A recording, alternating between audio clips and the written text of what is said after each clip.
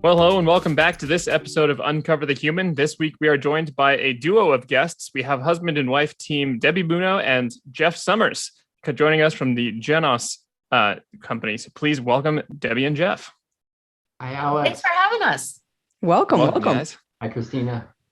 So for those who don't know, Genos works in the emotional intelligence space with all kinds of assessments and connections to how you use emotional intelligence. And they're here to talk to us a little bit about that because it is kind of the baseline of everything we want to talk about in talking about uncovering the human. It is a very basic level of how humans operate and something that's always been interesting to both Christina and I. And here we have some experts to talk about it. So Debbie and Jeff, you want to give us a little overview of some emotional intelligence before we dive right in?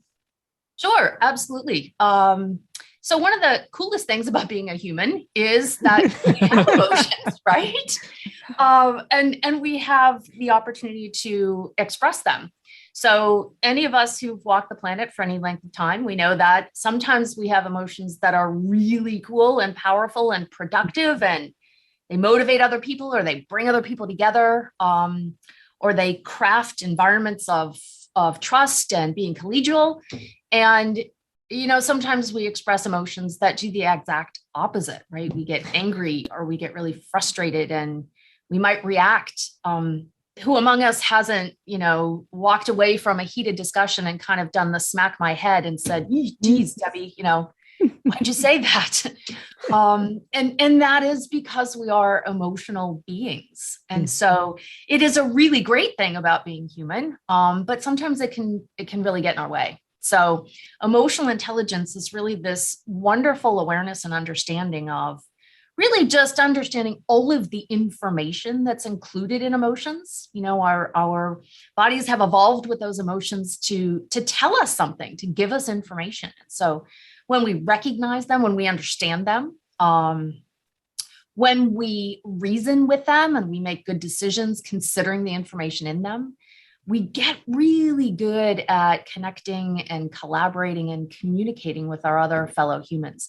So the real key is to do that productively, right? We're going to be in conversation and discussion with each other anyway. Mm-hmm. How do we do that in a way that really drives toward being connected, being collaborative, being creative, and really being productive with one another and avoid kind of that unproductive side. So Jeff, I don't know, you might have a couple of things to add to that. You might also add to how being emotionally intelligent helps when you're married and you work together, but I don't know if you want to go down that path. And you're on the podcast together. So yes.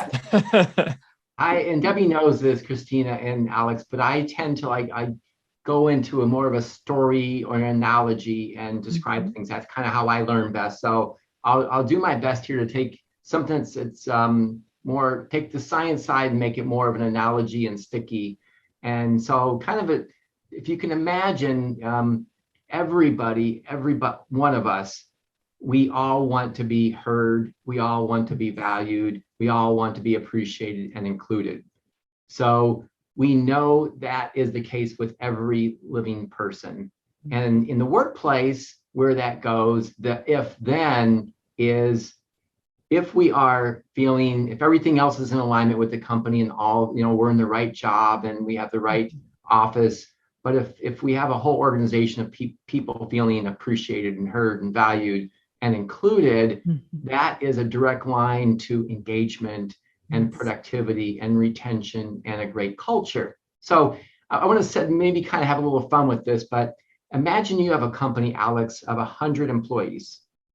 And 10 of those 100 are leaders.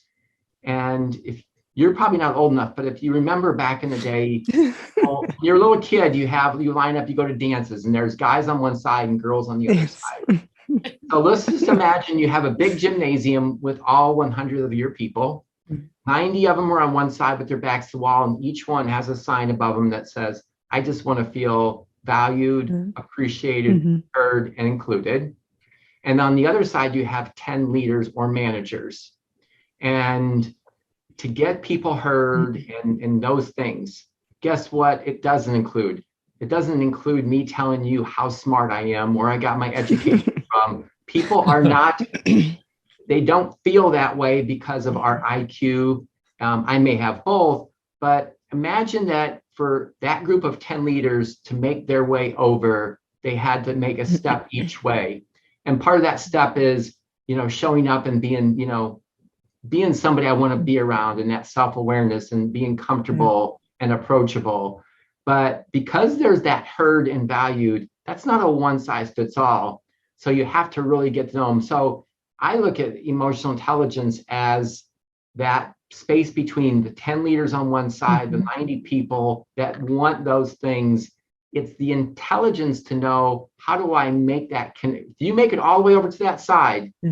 You've done work along the way to get to know that person, to hear that person, to be comfortable around that person, to inspire. So to me, emotional intelligence is we all want that. How does that person, whether it's a spouse, a coworker, a teammate, or a boss, it's about understanding those things that Debbie talked about in order to get over there. Again, it's not about me and how great I'm doing. It's about making that person feel a certain way. I love that analogy. And I like the fact that it does include the other person saying yes to, I want to dance with you. Yeah, God. I also really love the idea of like approachability in that. As you're moving across, trying to approach the other person, there has to be that kind of mutual social contract of, yes, I allow this to be approached. And yes. When you do things like establish your education and how fancy you are, that might make other people take a step back. Maybe a reverse approachability step. Love the social, what'd you say? Social contract. I love it. That's a great word. Yeah, That's a great social word. contract. Yeah. And when you think about what makes now we have to stick with this analogy, right? So what makes those two groups of people start moving toward the center of that gymnasium, right? Toward each other.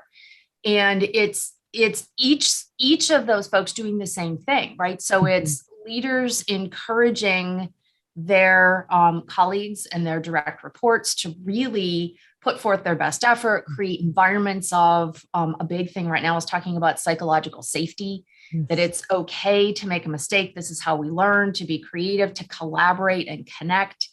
But each side is doing that. And so one of the interesting, we probably talk about this while we're together, one of the interesting things about emotional intelligence is that organizations who really begin paying attention to this, which is a really, really good thing because it's on the top 10 list of required job skills for every job that's out there on almost every kind of survey that you'll find around social sciences. So it's really good that organizations are paying attention to this, but almost always it lands in the leadership category, right? It's almost always that leaders are getting this insight and this awareness and this growth and development, which is great.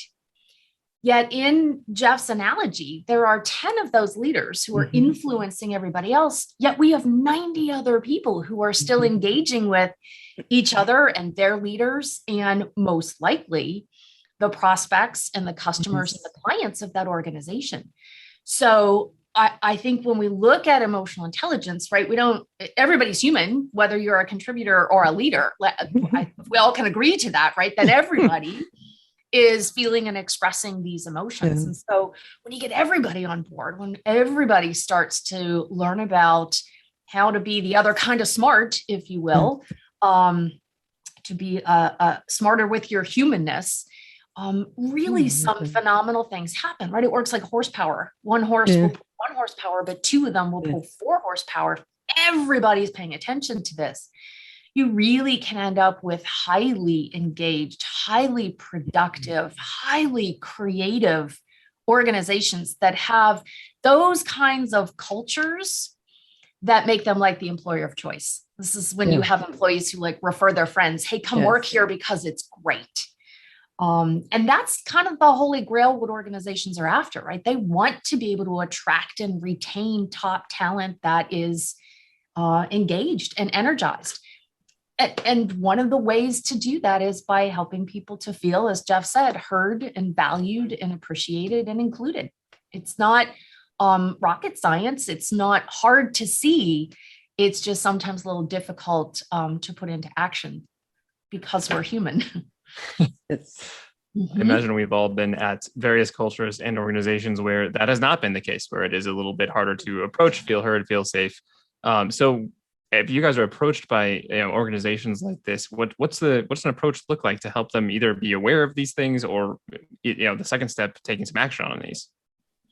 Yeah, that's a really fabulous question that has such a broad answer. Yeah, because all of this data is now coming out, right? You have data coming out from the World Economic Forum. You have data coming out from Capgemini Research Institute. You have information coming out from LinkedIn and Inc. and Forbes, and all of this. Harvard Business Review is all saying a couple things. One, the more that artificial intelligence advances, the higher the demand for emotional intelligence, right? Because a program, well, I don't know, Alex, you might be the exemption to this, but a program's almost always going to compute faster than I can or a standard human can, right? They're going to solve equations quicker.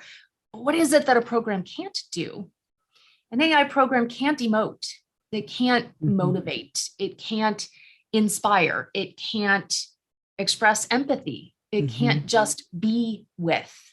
And so these very human qualities, and I love that you guys focus on this humanness, these very human qualities are increasing in demand.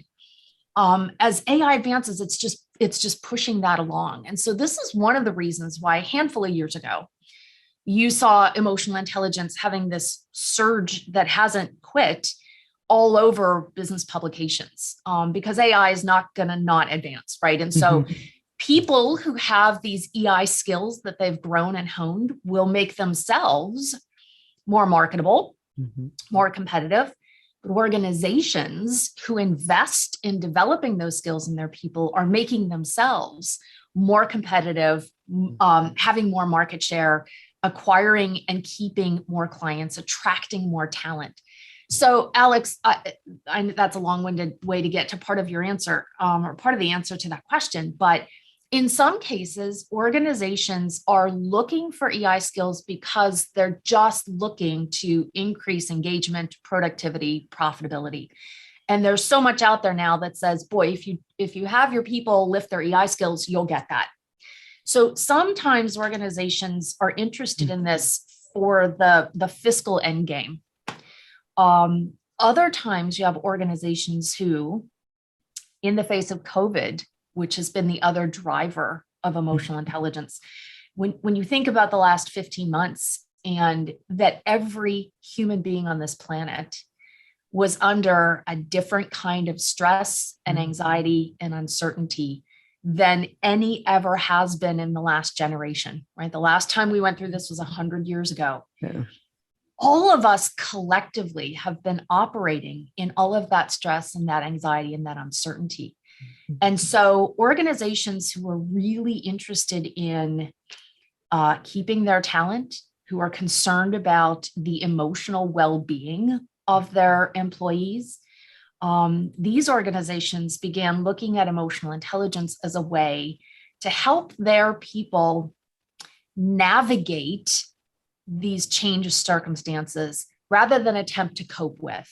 One of them is very proactive. The other is very reactive. So we had organizations who were very intentionally looking to help their employees and their leaders navigate through this. And that was really wise of them because that helped them in the here and now and also will pay off in the future. So sometimes it's culture development, sometimes it's fiscal outcome, sometimes it's very specific. We'll hear things like, we have a lot of turnover, or we are promoting people, but they're not succeeding in leadership, or we're trying to design a leadership academy, or we really want to work with our high potentials.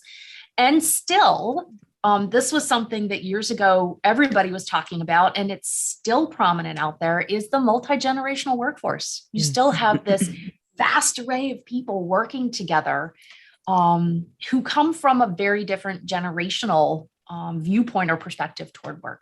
So it's exciting because the myriad of reasons that people investigate emotional intelligence, we probably wouldn't have time on this podcast to list, but it's really cool that developing this skill set has so many productive outcomes, whatever somebody's after. And sometimes, by the way, the outcomes are unintended, wonderful consequences.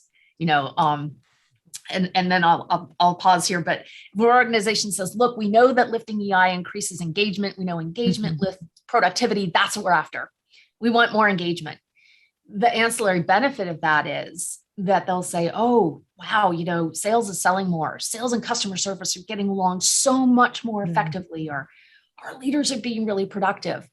But the other pieces of that are that the human beings who occupy those roles are also benefiting because they're becoming better partners, better parents, better siblings, better friends, better community members. And so there's this duality that's really, something quite wonderful for everybody who participates.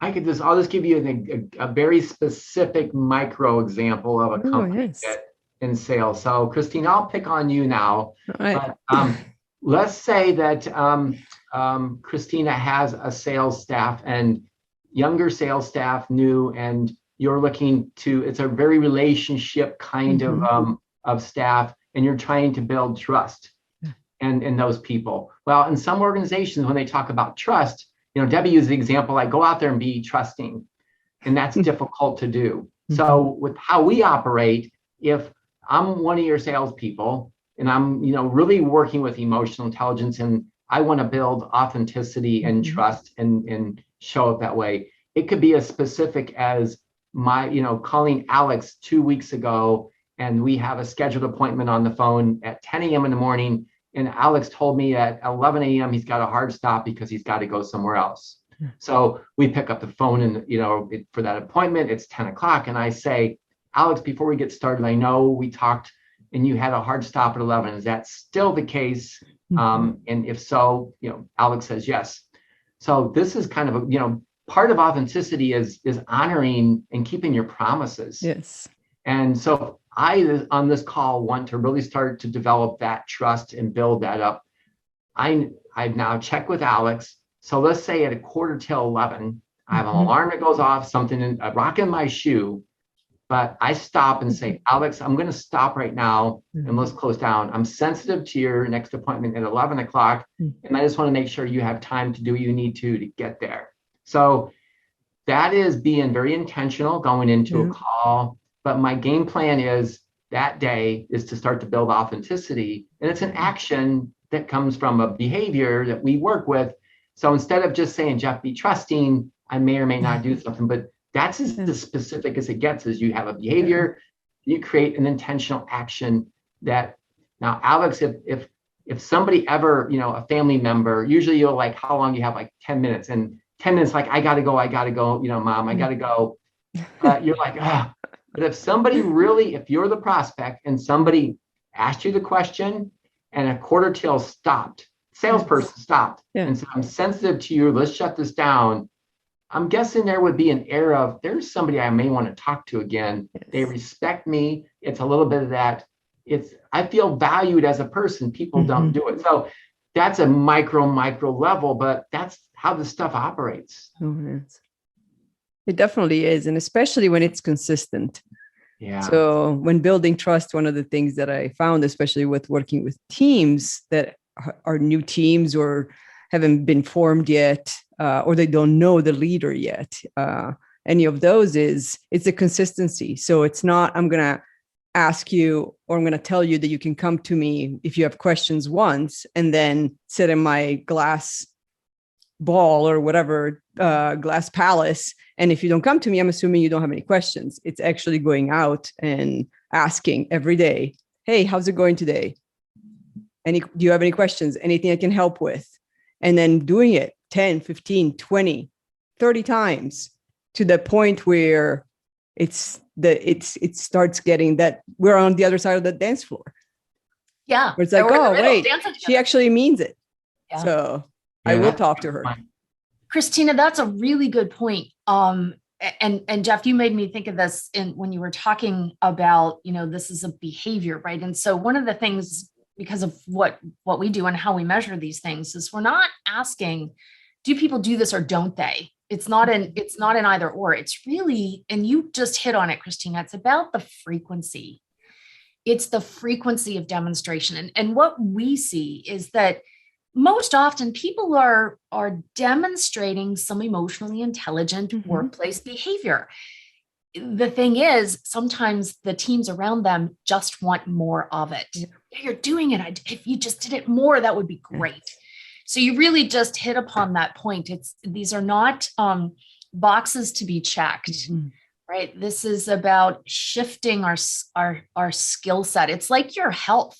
Boy, wouldn't it be great if all we had to do was eat like 5 Brussels sprouts and do 5 push-ups and we'd be considered fit, right? We don't get to do that in one event. It is that consistent eating healthy, exercising, meditating, being grateful. It's a process. It's a systemic process.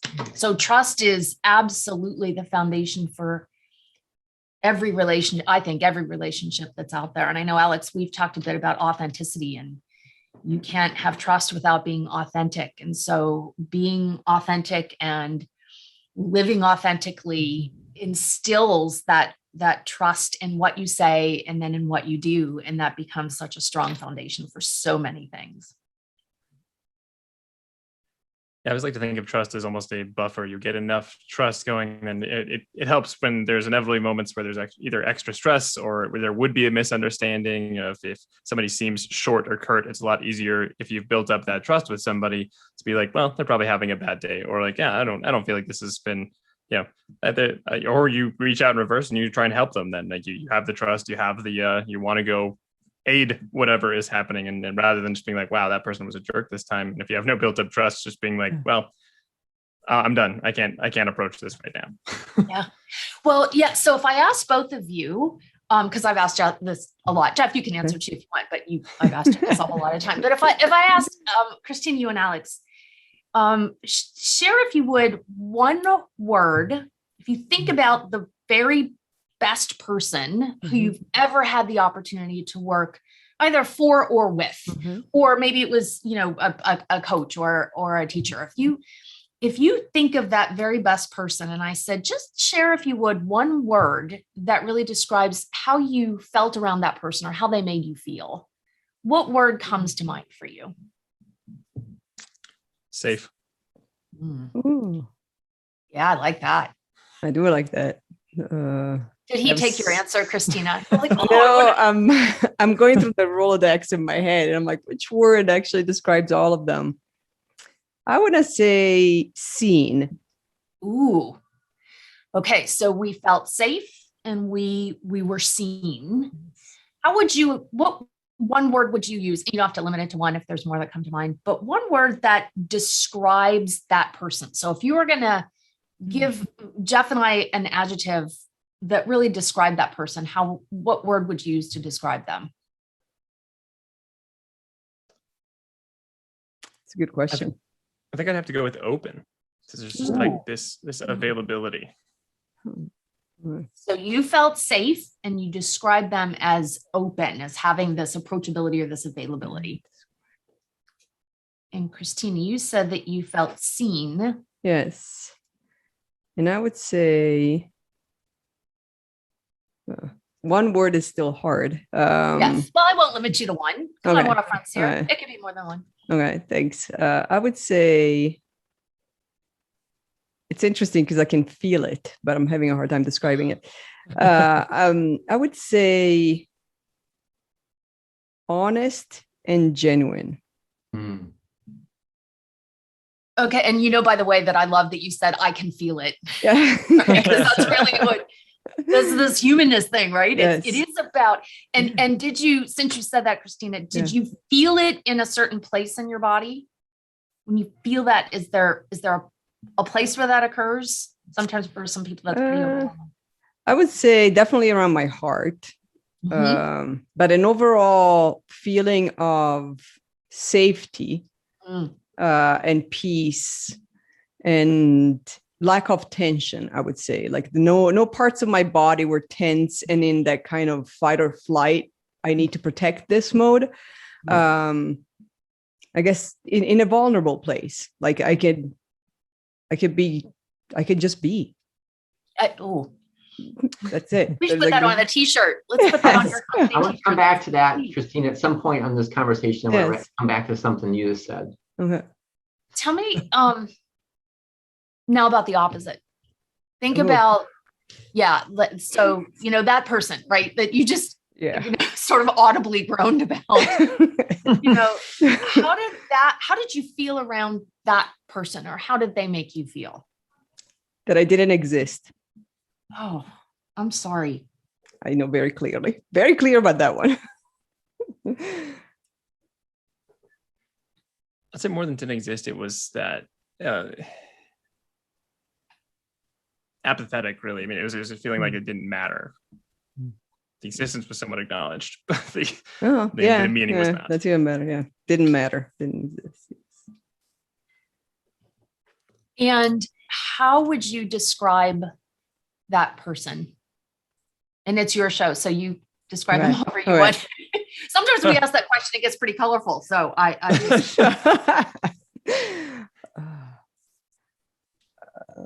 untrustworthy, lack of integrity. The longer description is when they share information, you're always wondering how much of the story you're not getting. Wow. Yeah, I think very similar for me. I would describe it, I guess, as shape shifting. You feel like you can't get a grasp on what's happening on the other side. So like it's constant uncertainty, or like standing on quicksand, right? There's there's no foundation there. Yeah. Which we'll circle back to trust, right, as the foundation of everything. So thank you, God. I didn't mean to do that and put you on the spot, but thank you for being good sports about that.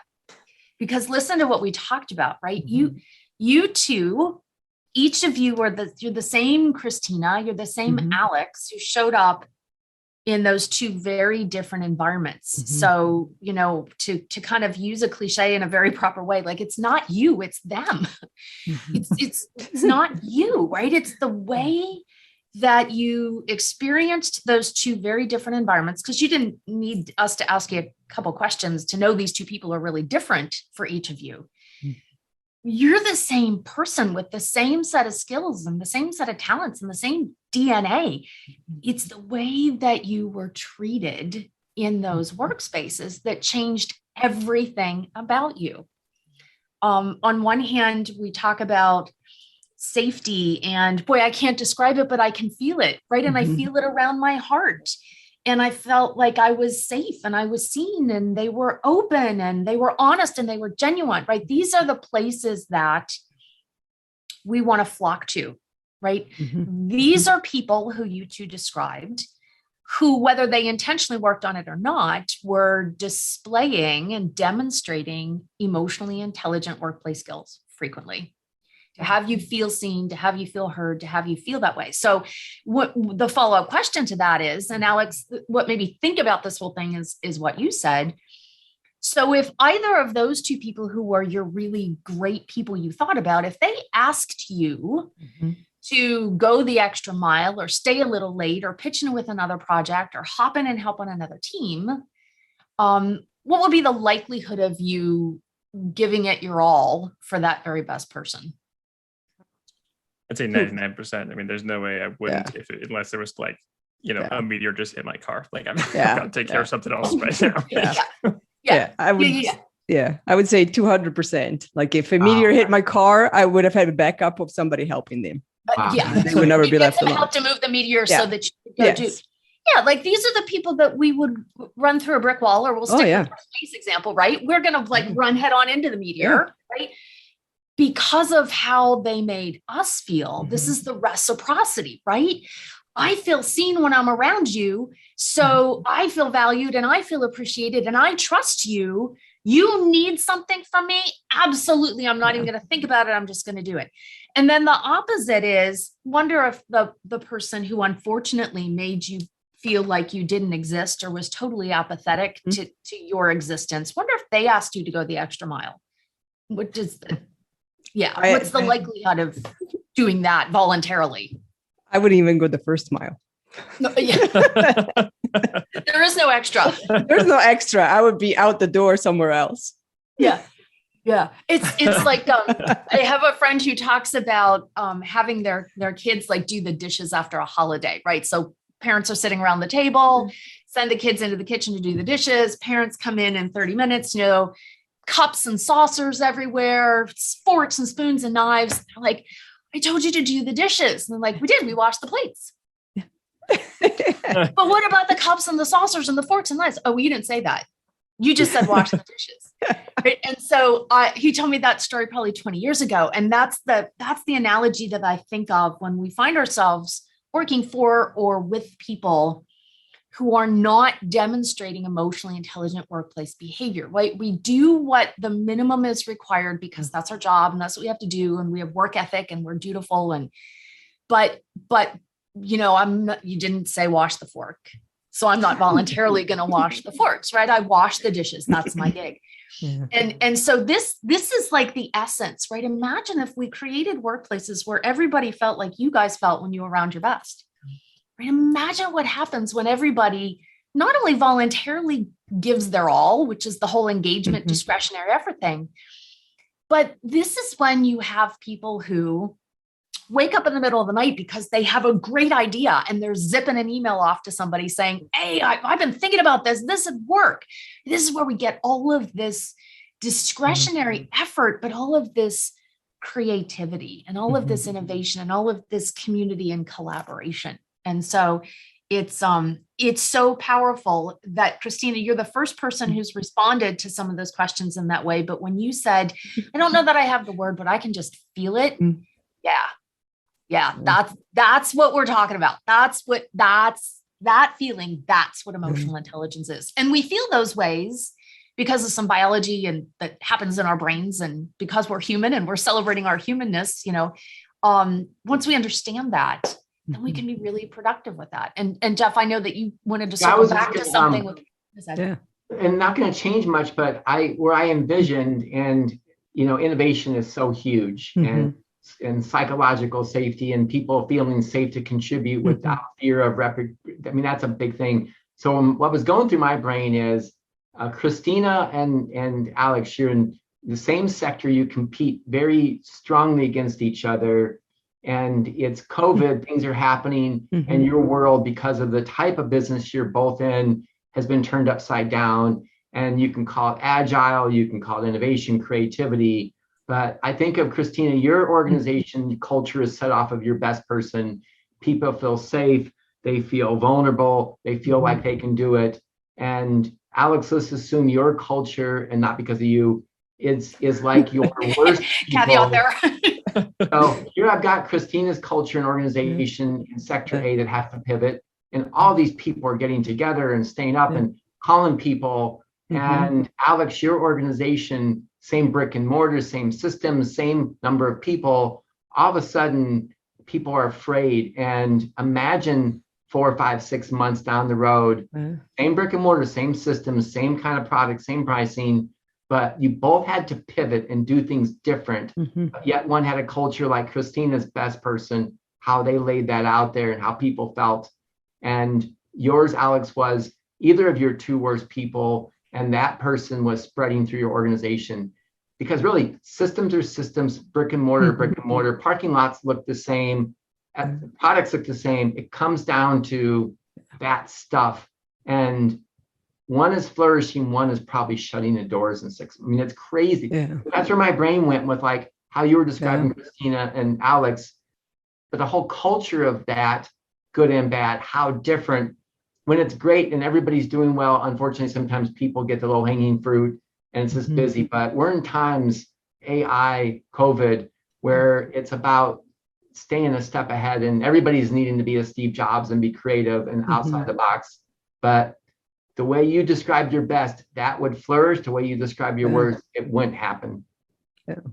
I was thinking about that when you're saying, would you go the extra mile for these people? And my first thought is, for the people you have had a less positive experience, a more negative experience with, my first thought is like, what could I conceivably be too busy with to be able to help this, right? Like what is already on the calendar, which, maybe I would, I could have moved, but I'm absolutely not going to for this person. And on the flip side, if somebody you do want to help, you like, the first thought isn't, do I have something on the calendar? It's, if I do, can I move that? How quickly can I move that? And it is, I think it falls exactly to, are you going to be able to change as an organization within 6 months? And Yeah. I also loved what you said, Jeff, about it spreading too, because to use your dance analogy, if the idea starts to spread that somebody is not to be trusted or not seeing or hearing people, that's going to go along the other wall. That's going to go along all 90 people. That's not just going to be isolated to the interaction. Yes. Yeah. There's not going to be a line anymore. There's going to be this group of like, no, don't come to me. Don't come. I don't want to be part of that. It's like the gazelles moving away from the cheetahs who walks by. Yes. Yes. And that kind of feeling,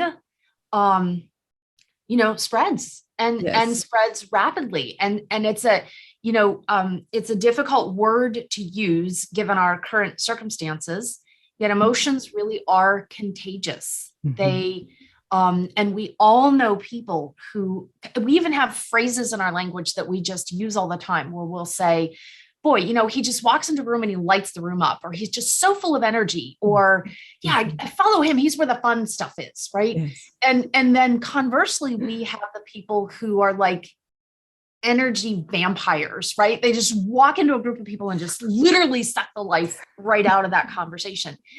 That's emotional contagion. Right? And that is a part of being emotionally intelligent, where we talk about positive influence. Or are we going into conversation with the intention of it being productive? But if I have to have the discussion anyway, can I use different words or different phrases, or can I adapt my behavior in that discussion so that it has a productive outcome? If I have to say 100 words anyway, it's like, putting fuel into your vehicle. If you put high test in, your vehicle runs more effectively. If you put the low test in, you get the knocks and the pings. Why wouldn't I want to have a high test conversation?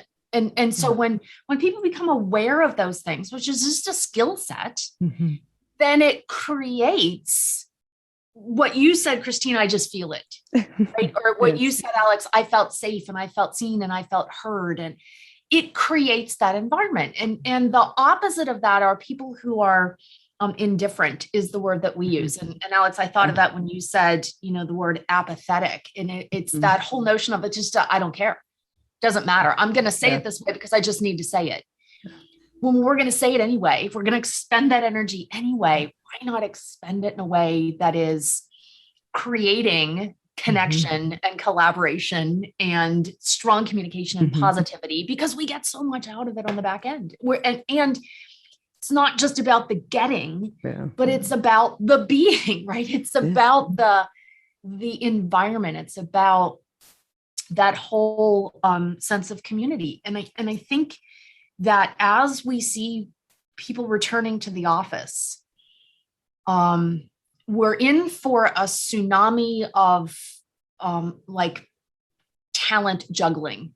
Yes. I feel like there are a lot of people over the last 15 months, some of whom their leaders and their organization have done a really great job at staying connected with them, and not connected in a micromanaging, Alex, I'm checking in with you. Did you do those 7 reports? When will they be done? Thank you very much. Right? I mean, the connection of, Alex, look, I haven't talked to you in a bit. It's really good to see you. Grab a cup of coffee. Just tell me how it's going. Right? In that connected way. There are organizations who do that really well.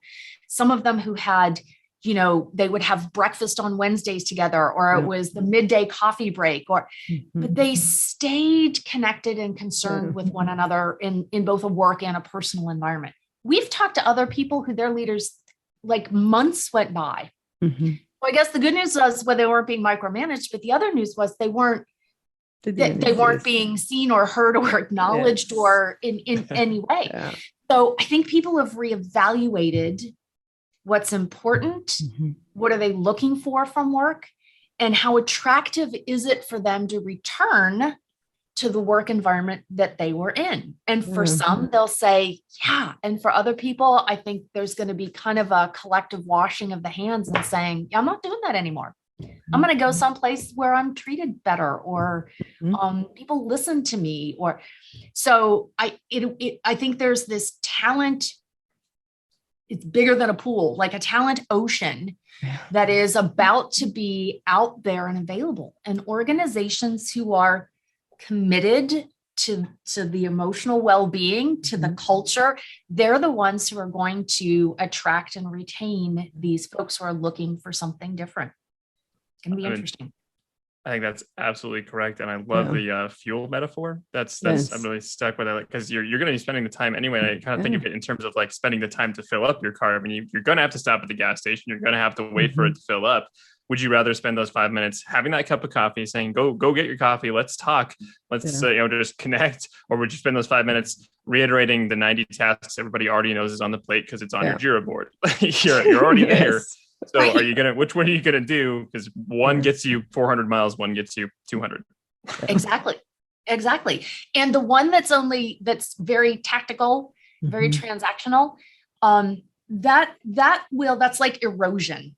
Over time, that will just erode away at our, I love that. I'm going to keep coming back to just be, right? It's going to erode away at our being. It erodes away at our, I'm going to go the extra mile. I'm going to help you.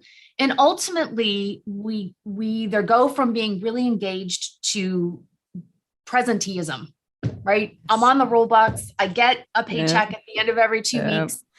I'm present. I'm here. But it's like I'm home, but my lights aren't on. I might be there, but I'm not really there with you. And presenteeism is the enemy of engagement, right? It's not disengagement, because people who are disengaged, who are actively disengaged, they're giving you information about it. It's that kind of, I'm a passenger. I'm here. There's so much in that group of people that if we simply operated slightly differently, we just did a couple things different, we could get that group to say like, oh my gosh, they do see me. Oh, they told me that they appreciated my report that I did last week, or the presentation I made landed really well. Or we don't need to go land on the moon, right? We just need to communicate a little differently. We just need to be more human. It's our humanness. It's a superpower. Emotional intelligence it's a red cape superpower that everybody can learn, which is the great thing about it. It definitely is. Yeah, it reminds me of a couple of things actually as we talk through this is, the increased engagement, the innovation, the going the extra mile when asked. And one of the things that I found too is when you do have this big focus on emotional intelligence and people do feel seen and safe and heard and valued, is that you don't even have to ask for the extra mile. They do it by themselves and then they present it to you. They're like, hey, we thought about these 3 things that we haven't even been able to touch yet. What do you think? And the other big piece is, especially given, the pandemic and the technology advances and AI, is change agility. It's not just let's go the extra mile. It's like, hey, this big thing just came through. We've got to completely pivot, to use a word that's been overused for the last 18 months. We have to change our technology, or we now have a fire and we have to drop these 3 things that we were working on. And you see the people really just not even blinking and be like, yep, got it. Yeah. We'll let you know when we need your support. Just tell us what needs to be done. And change resistance, it's the opposite of then. It's that I'm not safe. I'm not heard. I'm not seen. So if you're going to tell me we're going to use G Suite instead of Microsoft for email, watch us resist for the next 18 months on how painful that's going to be. That's right. Alex, I think you earlier said something about fight or flight, and Christina, that sort of circled back and reminded me about that, because what happens in our very human brains, right? We're lucky that this happens for us, is that we are all products of our very ancient nervous ancestors who didn't have words to communicate with. So they had to rely on their Christina powers, right? When you said, I feel it, that's all that they had, was to experience their environment, and their amygdala in their brain sent them bodily physical messages to kind of say like, knock, knock, knock, there's something going on in the environment, right? Now that could be something absolutely fantastic, and that created a whole set of physical sensations, or that could be something incredibly scary or causing death. Like, oh, saber-toothed tiger around the corner, right? Yeah. And so our very nervous ancient ancestors paid attention to those physical signals, and that there's information in emotions. And I talk about that a lot. And people say, why do you keep saying our nervous ancient ancestors? Well, because the ones who weren't nervous, the ones who didn't pay attention to it, got eaten by the saber-toothed tiger, right? They didn't live long enough to propagate. None of their relatives are around.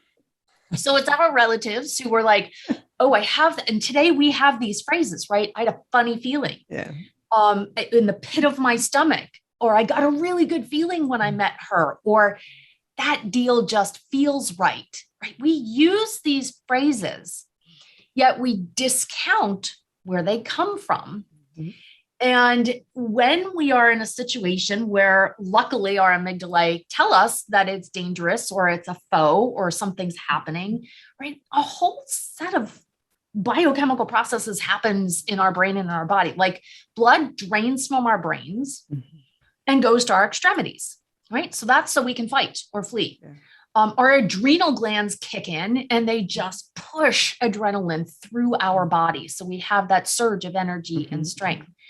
Now, when we are in that, we call that threat circuitry. When we're in that circuitry, we lose our ability to think critically, to problem solve. We are not engaged at all because we're in survival mode. We are simply about surviving. So, okay, our nervous ancient ancestors felt that way because they didn't want to get eaten. We don't have saber-toothed tigers today, but we have the modern day versions of them. You two talked about them earlier. Somebody who says your idea is stupid, or they steal your idea, or they're a screamer in the office, or they're very condescending or apathetic. Our brain experiences that the same way as the saber-toothed tiger. And so we can't think critically. We're not creative. We can't solve problems. We're just trying to make it. We're just trying to cope through the moment. The opposite to that, the people that you described where you felt safe and you were seeing your best.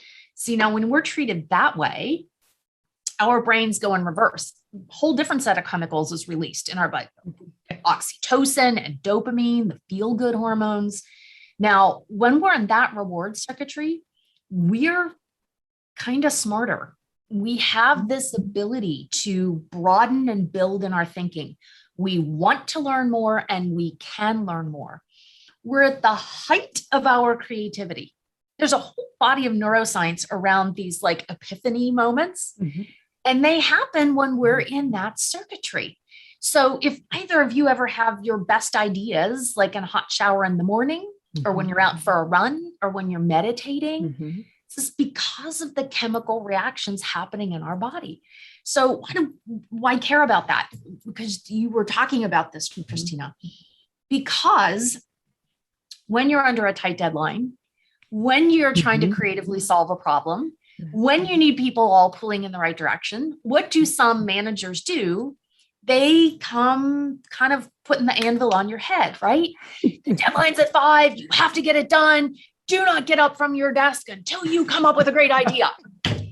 So I've just taken you in my vehicle metaphor, and I've just put the lowest grade fuel into your tank that I possibly can. And you are knocking and pinging and stalling and smoke's coming out of your hood, right? And you can't get there. But if the leader approaches these individuals in the way that you two described your best, right? And we want to come up with a solution, putting folks into this reward circuitry. This is not about rubbing your puppy's belly, right? This is scientifically about putting people in a zone where they're at the height of their creativity. They're at the height of innovation. They're at the height of collaboration and idea sharing. And so this is the thing about emotional intelligence that's so cool. When people understand, okay, I'm human. Because I'm human, this is what goes on in my body. I can't tell my adrenal glands like, hey, don't squirt. Like, no, don't do it, right? The only way you can do that is by developing skills that make you aware of it and help you respond to it. And then how do you do that with other people? And that's really the essence of why this is so critical and so important, because this enhances everything at work, which is kind of what we're talking about. Yet it enhances everything with every relationship that any of us ever have. And this is why we become better partners and better parents and better friends and better siblings, because we become so acutely aware of reward circuitry and threat circuitry, and we want to avoid one and do more of the other, because it makes everything better. And my last piece, and then I'll stick my pen in my mouth.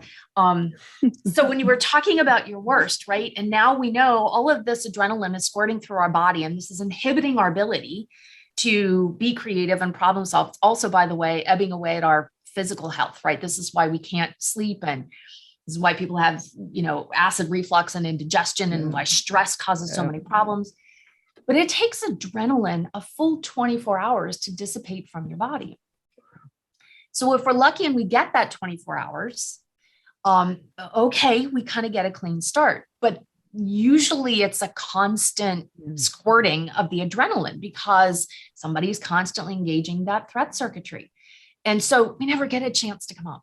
And maybe we get a chance to come up on Friday when we walk out the door, but it kind of takes the whole weekend to recuperate. And this is why people have Sunday night sickness, right? Because they just started to feel better, and now they have to go back into it all over again.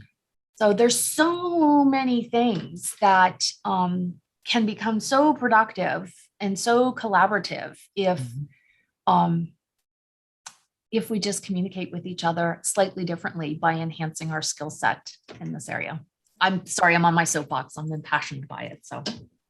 No, that's actually a really good example of emotional contagion, for one, because that's one of the reasons we love having conversations, and we really wanted to be able to talk to you guys, especially, is you guys have the passion for it. This is such a core tenet of what we want to talk about and explore. And it's so much fun and so contagious to have that kind of passion. It's really exciting to be party to. Well, so we have to be careful, I guess, how we say this, but we're so excited that it's contagious for you guys, and you will be contagious for others. You will be sharing this out and helping other people to really just understand it, right? It's not so hard, but you will be able to, in so many respects, gift and grow and help develop the humans that your business focuses on. And that's kind of like this bigger thing, right? In the short term, you have clients who want to get from point A to point B. This is one of the vehicles to get there, in addition to all the things that you do. But at the end of the day, it's this giant ripple, like the butterfly effect, right? It's the impact on every one of those people in their work environment. And that was the ask. But it's everybody who impacts everybody that they connect with. And I don't know, I think that's a pretty cool way to share something so powerful and be so passionate about it. Yeah, that's definitely a pandemic that we need. Yes, the good kind. Good kind of pandemic. You even hinted at that earlier, Debbie, talking about like contagious is a hard word currently. But we talk about the turnover tsunami coming from people wanting to leave jobs. We talk about the coronavirus pandemic. We talk about the loneliness epidemic, but we never talk about the fact that you can take the opposite. You can also spread a bunch of good feelings, good vibes, good, more productive epidemics, for lack of a better term. A productidemic. Ooh, there's a word that we need. Yeah, a productidemic. Yeah, or a passion-demic, an EI-demic, maybe something like that. Yeah. Yes, an EI-demic. Yeah, there'll be more dancing in the middle of the gym, in Jeff's analogy. I keep picturing Greece, by the way, as we keep talking about the dancing. I'm a photographic person, so I have to picture either images or movies in my head for anything that anybody says. And Greece is exactly the image I have of the two sides. Oh, yeah. Or West Side Story. Or West Side Story, yes. I thought you meant the country Grease for a second. I was like, I guess they Grease the movie. And then I realized, yes. Yes. But West Side Story, it's even better, because you've got the rivals that then have to figure out how to communicate. Or that, the famous scenes from the movie Anchorman, or, Dirty Dancing. Ultimately, one lifts the other one up. Yes. Right? We could go down that path for and so now I thank you, Christina. I'll be singing I've Got Chills and they're multiplying for the rest of the day. So You're welcome. the EI chills. No, that's good. Those are the good kinds to have because we're having an EI-demic. So these are good chills to have in the EI-demic. It's another contagion. Yes. Yes. It is. So we usually have a few questions we'd love to explore with people, but towards the end. But one that I want to ask you specifically, Debbie, because you've got the sign in the background there. I would love you the words Ancora Imparo. I'd love to understand that better and know what that means to you. I will happily share that out, Alex. Thank you.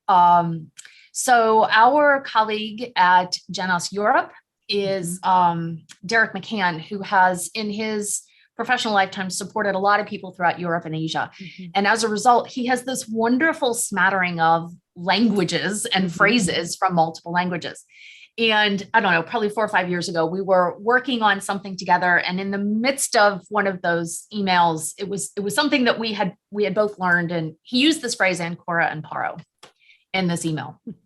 And I thought, oh, Derek's teaching me yet again another language. I wonder what this means. And I looked it up. And it is a phrase that you'll find attributed to Michelangelo and to Da Vinci, most frequently to Michelangelo. And it literally translates to, I am always learning. And the moment that I looked that up, I thought, these are 2 words. That is the way that I hope and aspire to live my life. May I always be learning. And at the time, allegedly, that Michelangelo said this, he was 87. And I thought, oh boy, if at 87, we can still have this desire and hunger to always be learning, this voracious beginner's mind. This is like a 2-word description of growth mindset, right? Plus, I just love everything that has to do with Italy. I mean, it's just great food and it's great people and it's great wine. And so the moment that I read that, I put that in the signature of my email. And so I have sent thousands of emails from the day that I adopted that. And every so often somebody will say, hey, by the way, what's Ancora and Paro?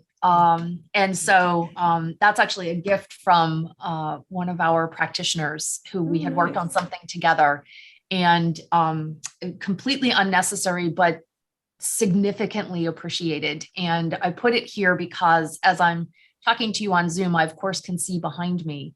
So I get a chance to see it all day and be reminded, right? This is the way that we need to approach everything that we do.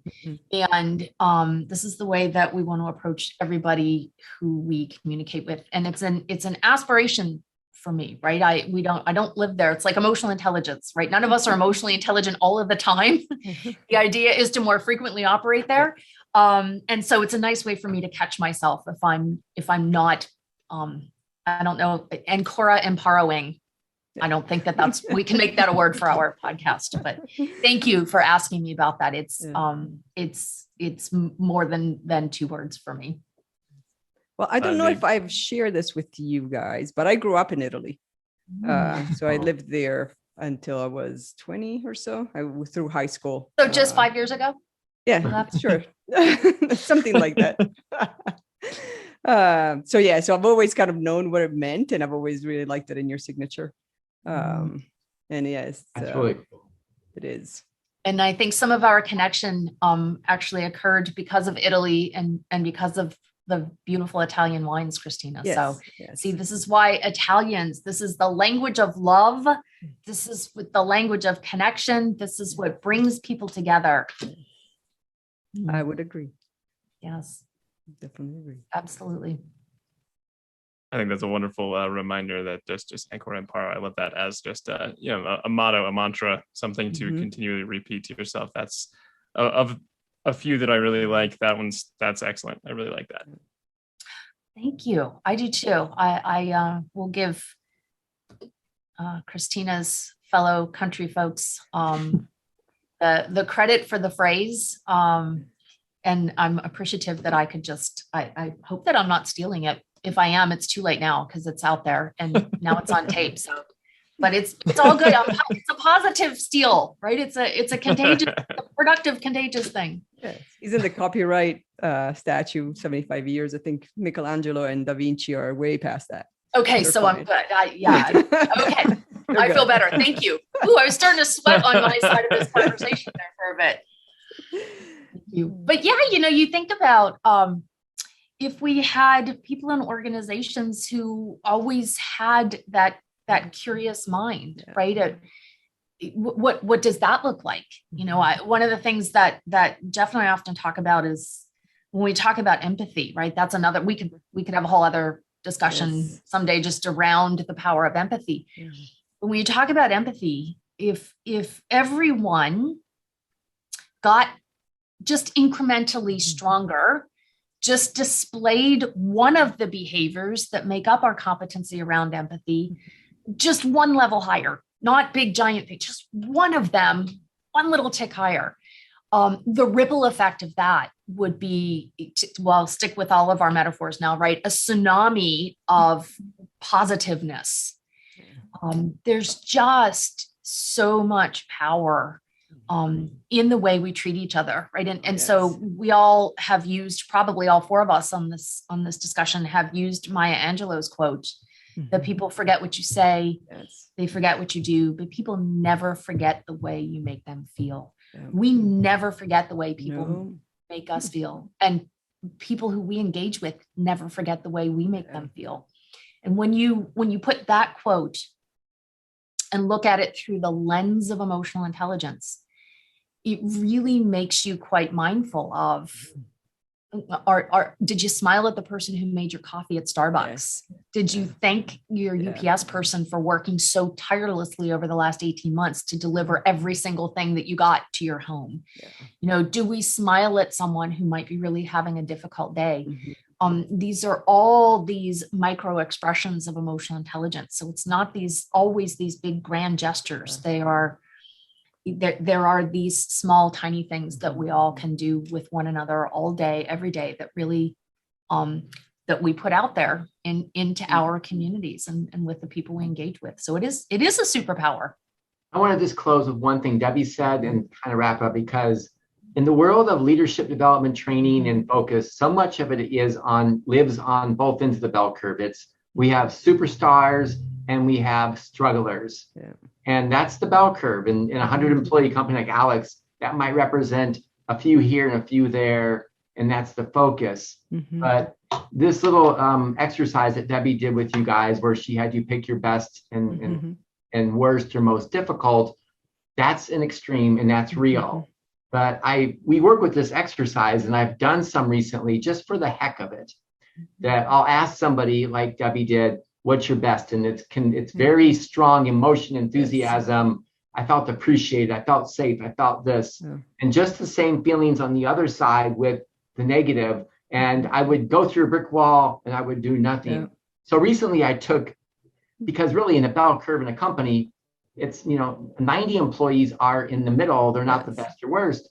And I asked individuals, pick somebody who you've worked for that isn't like your best or worst. And they did. And I said, tell me, how did they make you feel? They couldn't answer. And there was no emotion, good or bad. It was indifferent. And so what they're basically saying is sometimes they did it, sometimes they don't. But it's not one good extreme or a bad extreme. It's in the middle. So we're not asking people to jump off cliffs. People are, like Debbie says, they're doing this. I see a huge, huge opportunity. It's almost like there's an elephant in the room, and that's in that middle of the bell curve, but it shows up as the invisible man, because companies really think 20% of our people do 80%, but 80% of those people are doing things they don't know what they're doing. They're doing it. They're doing it. There's a huge opportunity in the world of it. Again, not against the two ends, but that big middle area, people are doing things already. They just don't know they're doing it. That to me is, you shine a light and give people clarity and some accountability. But it was just sad to hear people not being able to say, and I'm glad they didn't say bad things, but as Debbie said, they're going through the motions. And if that's how they go through their day, they're indifferent.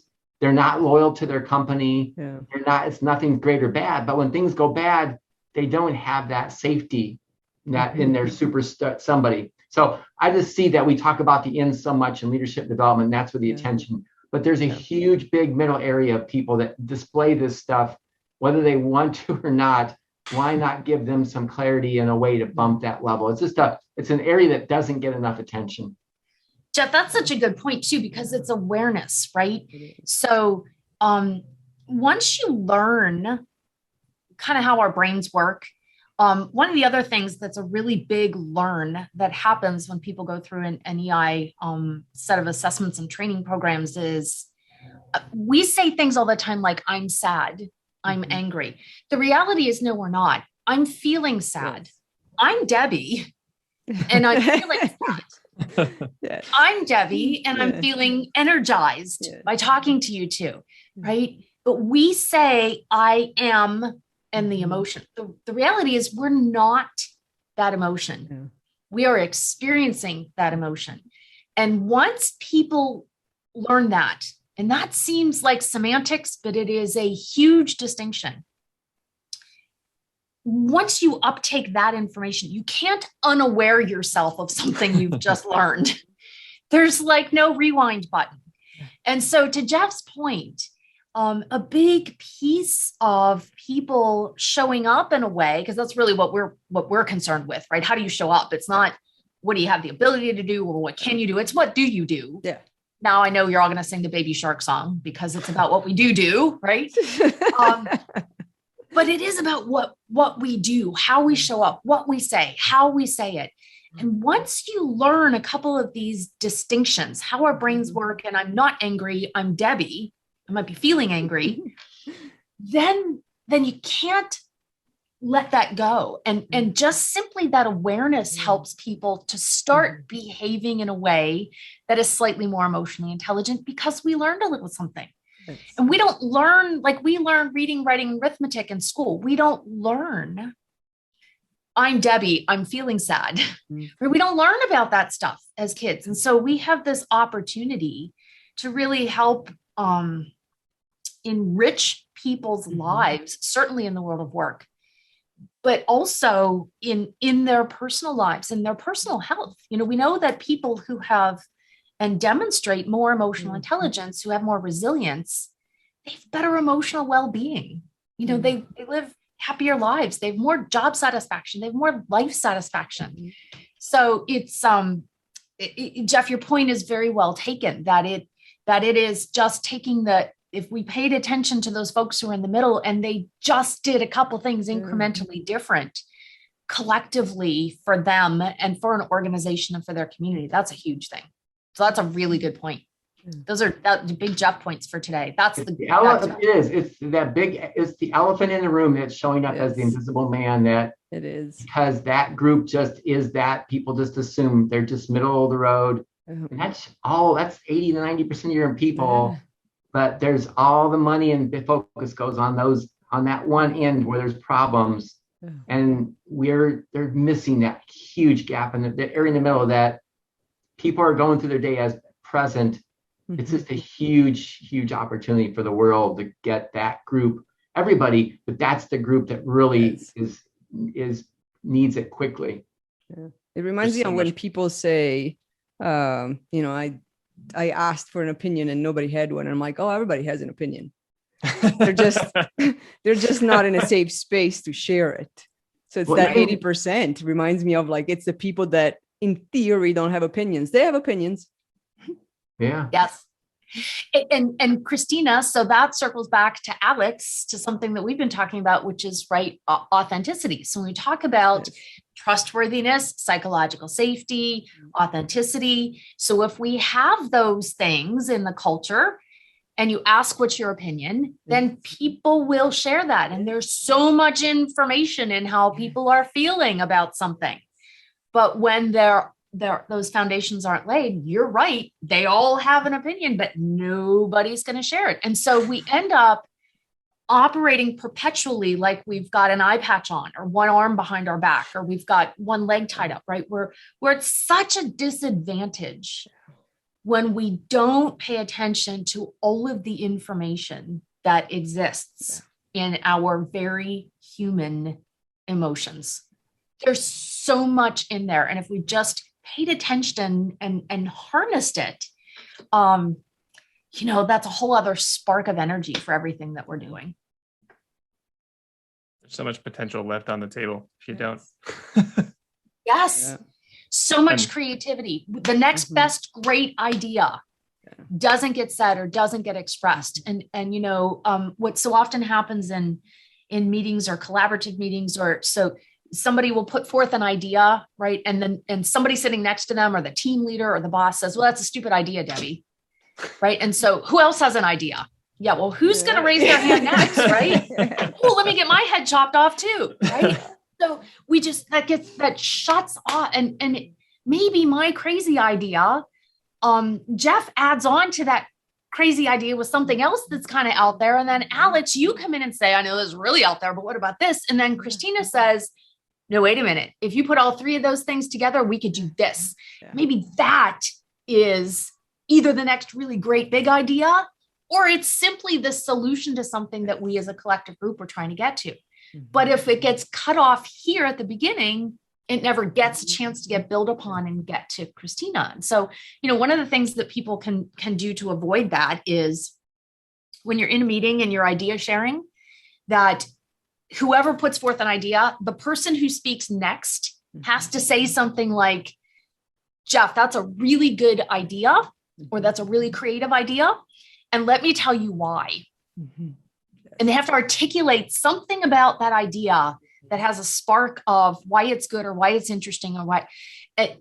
So what that does is, number one, it short circuits the, oh, that's a stupid idea, right? Because if you're going to speak, you have to say it's a really creative idea. It's a really good, and let me tell you why. So it forces your brain to flip its gears. Instead of being in that negative neural pathway zone, it has to flip into that positive zone. And something simple like that, sounds like it's simple, kind of can sometimes be difficult to get into a routine, but you can. You imagine all of the things that flutter out from having a discussion like that versus, hey, Debbie, that's a really dumb idea. And even if my idea really is kind of out there, if I get cut off enough, I'll just not share them with you anymore. And now it's eroding. Now I'm suffering from presenteeism. Now I'm just washing your dishes, but I won't wash the forks unless you tell me. And I'm also on Indeed because now I'm looking for another place to share my really good idea.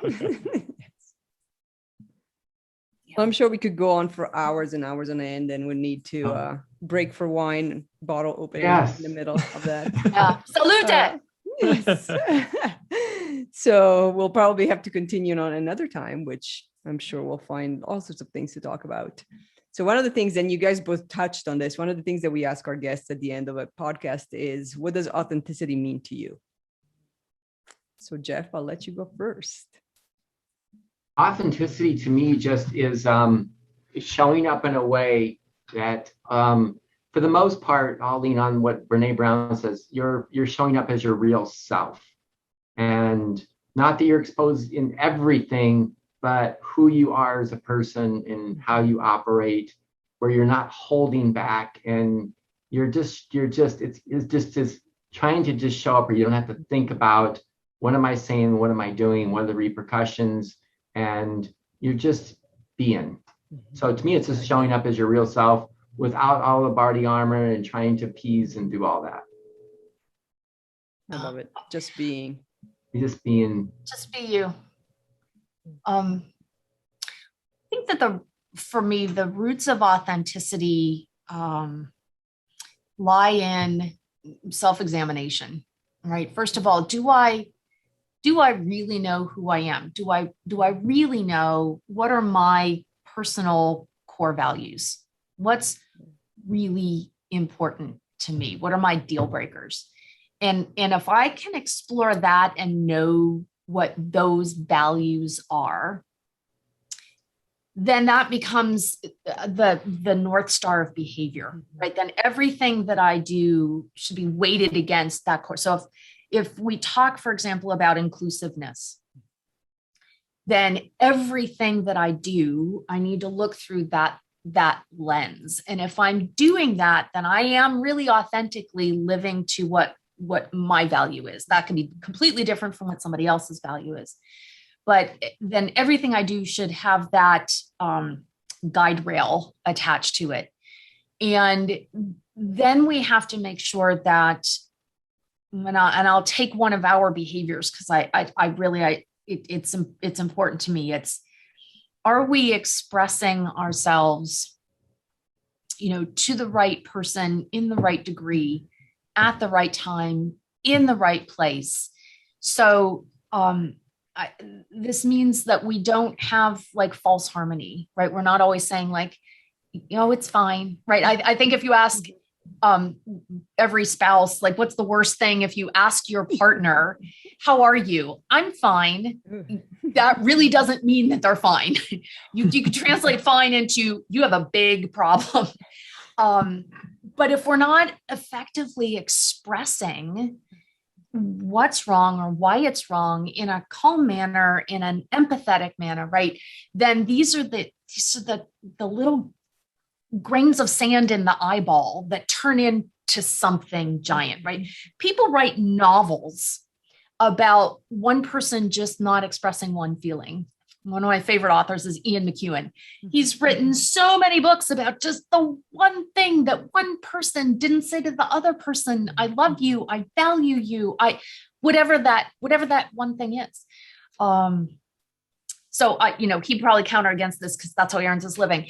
But I think that, being authentic is knowing what your value is or your values are, using that as a lens for all of your communication, for all of your behavior, and effectively letting people know how you're feeling. So if we have trust, because these are all interwoven, right? This is like the tapestry of trust and being genuine and being authentic. And so if Jeff and I can talk a little bit about this, because people will say to us, gosh, you guys, you've been married for 20 years, you live together, you work together.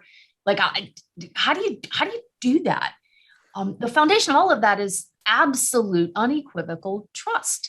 And when you have that, then you have to have empathy and paying attention to the other person and expressing how you feel accurately and effectively in a way that's empathetic. And that has open communication. And by the way, I can say that out loud, but I don't always do that, right? Sometimes the person I'm the most emotionally unintelligent with is Jeff, and he's the person who I'm closest to that I picked in the whole wide world. So it's a good daily reminder, for me, that how important everything we say is and everything we do, and where are we each coming from. So there's no second guessing. Yeah. We know, each knows where the other is.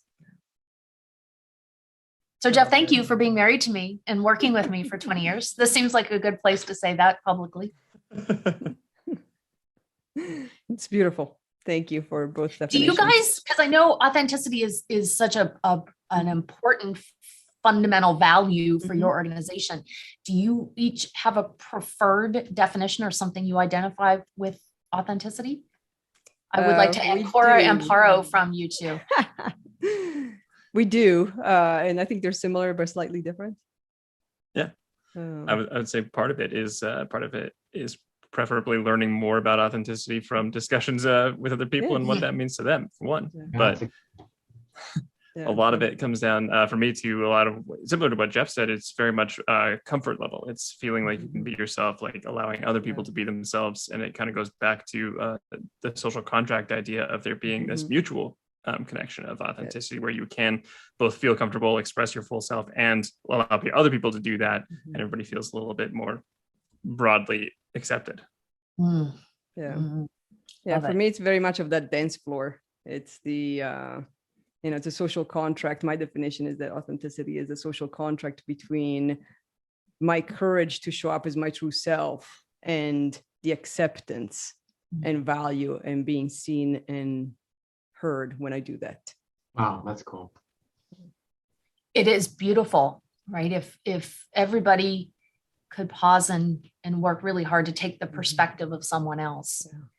I think there's probably something that people think that they have to agree on everything. None of us all have to agree on everything, but it is really valuable when we see something through someone else's eyes, and that does lead to acceptance. And it is courageous to show up and be who you are. I love that. Thank you both. I'm sorry, I didn't mean to turn the tables on you, but Oh, yeah, no, it's that's great. a good chance to learn on a topic that I know all four of us are always focused on. It's a good reminder. I was for learning us. about. And we're learning. We're still learning. We are always learning. Yes, always Yes. learning. Absolutely. Well, where can people find you, Debbie and Jeff? So you can find us at genosnorthamerica.com. That's GENOS, genosnorthamerica.com. Both Jeff and I are on LinkedIn. So Debbie Muno, MUNO, and Jeff Summers, SUMMERS. I think that we are the only Debbie Muno and Jeff Summers on LinkedIn, but if your name is Debbie Muno or Jeff Summers and you're not either one of us, I apologize for that. And we're on Facebook, Genos North America on Facebook as well. Thank you guys so much for joining us. This has been an incredible conversation. It's very much just truly the base layer of so much of what we want to dive into. And you guys have given amazing explanations for how to connect to what this is and applying it. So thank you so much for joining. Thank you guys. Appreciate it. Christine and Alex. Thank you guys for the opportunity. Thank you so much for having us. And thank you guys for the work you're doing, the podcast that you're doing. You are, you're out there being so human centric, like that's like the things that just make people's hearts sing. So thank you both for having us, and thank you both for the work that you do. Thank you. And thank you everybody, for listening.